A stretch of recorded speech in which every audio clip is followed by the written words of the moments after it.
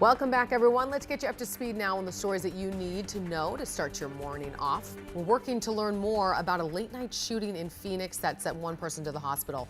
It happened near 21st Street and Apollo Road just after 9 last night. We know one person was shot, does have serious injuries. No word on what led up to the shooting or if police have any suspects. We will, of course, keep you posted both on air and online. The search for answers continues after one of the worst shootings in Canadian history.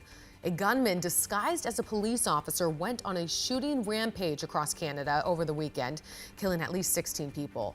Among those killed was a police officer. Investigators say the suspect shot people in their homes, then set several buildings and cars on fire. The suspect was later shot and killed at a gas station.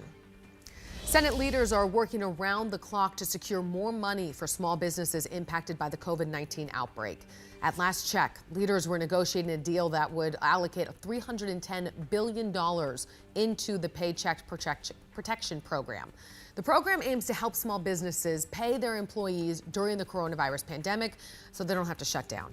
Lawmakers are also discussing an additional $60 billion loan that would help small businesses keep their doors open. The scramble for a decision comes after the original program ran out of money last week.